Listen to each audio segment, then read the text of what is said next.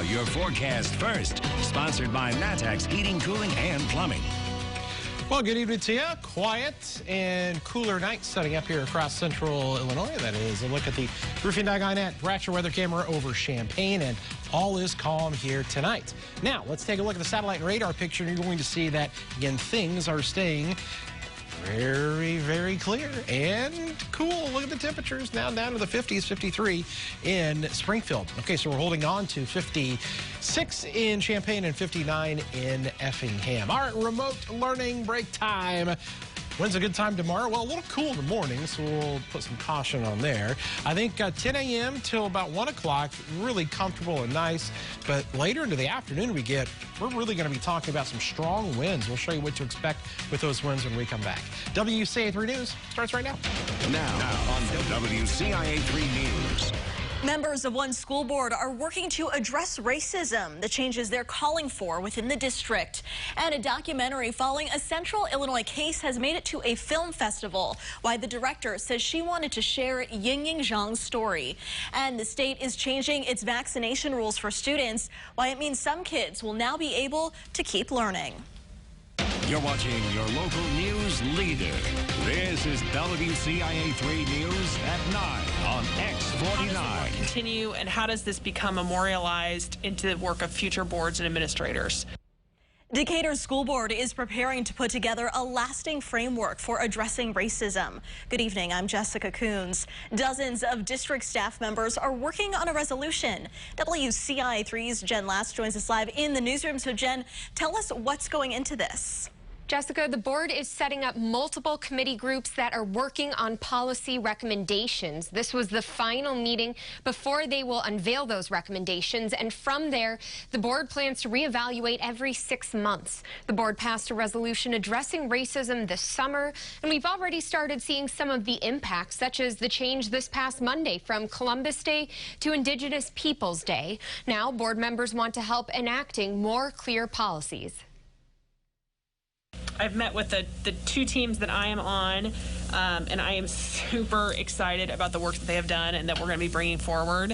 I think it is really going to help stretch us on the curriculum side in terms of being a little bit braver and making sure we are really serving our students in the best way possible.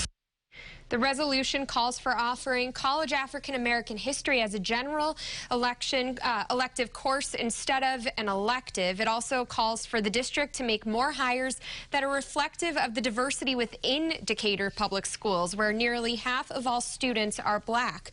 The board plans to dedicate the entire meeting to this policy 2 weeks from today. Now, a lot of people are also probably wondering if the board discussed the return to hybrid learning and if that's going to be happening. The board says they will be giving an update on the learning situation for the rest of the semester on October 30th. Back to you. All right, Jen, thank you so much. Other news tonight, 2 people are dead after several vehicles crashed on I-57 near Loda. State police say a 26-year-old man from Onarga crossed the median and hit another driver. A semi-truck hit the back of that second car. A passenger in the car, a 21-year-old woman from Pembroke Township, was killed, along with that Onarga man. A 3-week-old was also flown to the hospital. Effingham police are investigating after a body was found in an apartment this morning. Our media partners at the Daily News report officers were called to Lake Point Apartments for a welfare check. They found 32-year-old Dylan Gordon. An autopsy was held today. They are waiting for toxicology results. Anyone who had contact with Gordon between Friday and yesterday is asked to call Effingham police. An Abraham Lincoln reenactor is set to go to trial in December. 63-year-old George Buss of Freeport is accused of having child porn and patronizing a prostitute. He pleaded not guilty. Buss has portrayed Lincoln for more than 30 years, including at Civil War weekend in Coles County last year. A documentary about a Central Illinois case is now playing at the Chicago International Film Festival. I am alone in this foreign country. There are not many people like me on the road. Cars were passing by. Ying Zhang was a Chinese visiting scholar at the U of I. She was kidnapped and killed in 2017 by Brent Christensen. He was sentenced to life in prison. This documentary is called Finding Ying Ying. It follows her case and her family's search for her remains. I always want to make a film about Ying Ying and her family. And I really hope after the audience watch the film, they can walk away with an image of a talented young woman and how much her life has touched others. That film festival is happening virtually. You can buy a ticket online to watch the documentary. We have more information on our website, WCIA.com. Illinois reached a grim new milestone today when it comes to COVID-19. More than 9,000 people have died, 29 within the last 24 hours. That includes a man from DeWitt County in his 70s. There are more than 2,800 new cases statewide. That brings the total up to nearly 325,000 total cases across the state. The positivity rate continues to rise and is now at 4.5%. A fair that would have featured dozens of vendors has been canceled because of COVID. 112 Coffee Shop in Hoopeston had planned to host it this weekend, but after speaking to health officials, they decided it would not be safe. This comes as Hoopeston and Vermilion County overall have experienced a higher positivity rate. Hoopeston's City Hall and School District have both gone remote until October 26th. U of I leaders are considering changing spring break to limit travel. Instead of getting consecutive days off, their days off would be separated. Academic Senate leaders believe a day off in the middle of the week would deter travel and reduce the risk of COVID exposure, but students aren't so sure. I feel like students are still going to travel, especially since classes will probably be online anyway.